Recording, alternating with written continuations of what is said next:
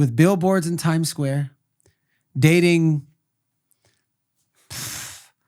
Miss France. I'm not going to put her out there, but one of the Miss Frances, dating Miss France at the time, go out to France. And then all of a sudden, I meet these guys who offer me an opportunity to make money same day. And I've never made right away money. Thank you to my mom for when I was a little kid who would never give me money. She said, whenever you can make your own money, you can buy whatever you want. So I never was taught how to make money. It was whenever you can make your own money, however you make it. This is how I internalize it. So somebody offered me an opportunity to drive cars over borders and make 4,000 pounds, which a pound at that time was 2.3 US dollars. So it was close to $9,000 same day, cash. So I drove a car over a border and I was like, that was the easiest driving from the UK over the ferry to Rotterdam, which was like, you going to give me this money for doing this? This is easy. I do that route in the next 2 months, 7 times. The 8th time I flew into France, everything felt wrong, got met at the border at the UK, and I got caught. And it ended up being 6.2 kilos of heroin. The most anti-drug person you will ever meet, who had never had a sip of alcohol in his life, the cleanest person, is now busted for smuggling drugs while having commercials, music videos, big billboards in Times Square simultaneously. And I'm like, what the fuck did I just do? So I get to prison. I'm in there for a whole year. It's not designed the way America is. You're in there for a whole year before you get sentenced. So I didn't get my first call until after a year. People get their first calls like same day, same 2 days. 1 year. And this is 1 year after my daughter was born. I just had a daughter. Wow. So all this was going on. And I'm like, how did I get myself? How could I have all of this and my greed and my ego and my selfishness then create all this? So it was a direct flip for where my life was. So I'm in prison for serving a 12-year sentence. And I got out in 2.5 years. But how did I get out, Andre? Ask me. Garrain, how did you get out in 2.5 years out of a 12-year sentence? There's several ways you could get out.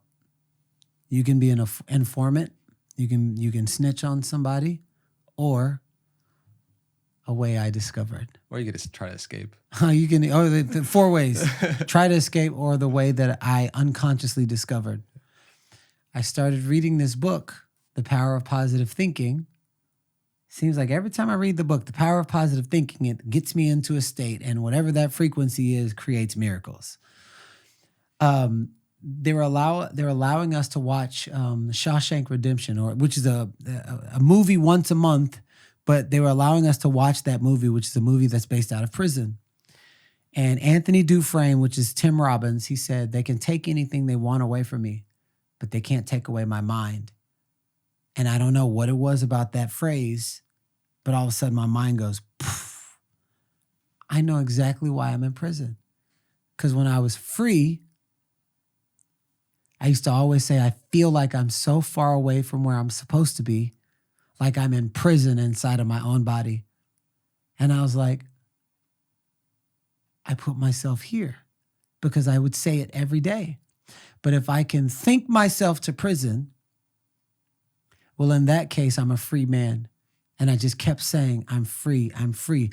What would a free person do? And the voice inside of me said, Garrain, everything that you used to love to do as a kid that made you the most happy. And I'm like, what's that? I used to love to sing. I start singing. And something filled me up. It was just the joy and the act and the art of singing. There was a sense of freedom. And I'm singing in prison. And an inmate goes, man, every time you sing, it makes me feel free. I was already free. So it was like he was benefiting from my overflow that I already had given to myself. Garrain used to love to draw and paint.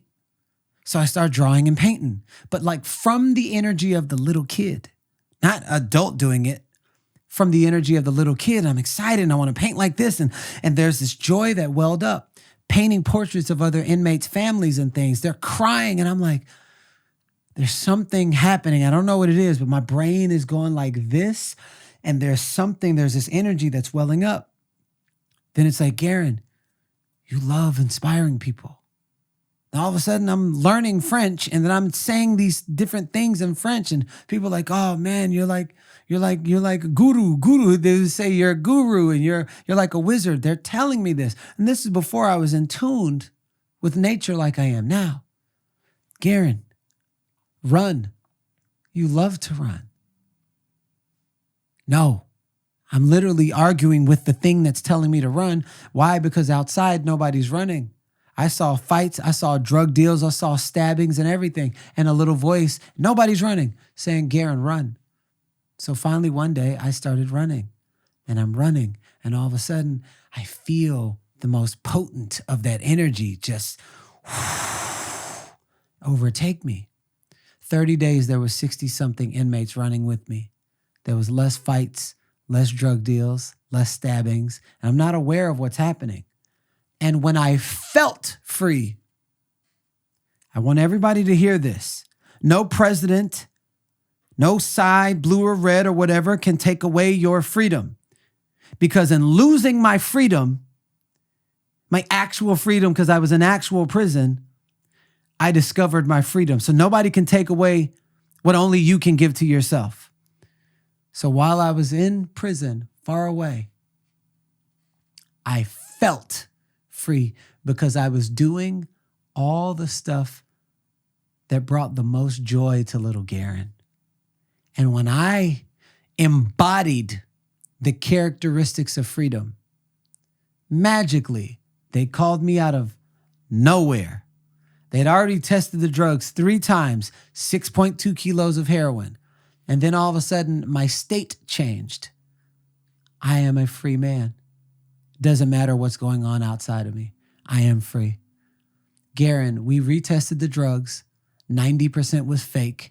And for the amount that was real, you've already done the time. You're free to go home.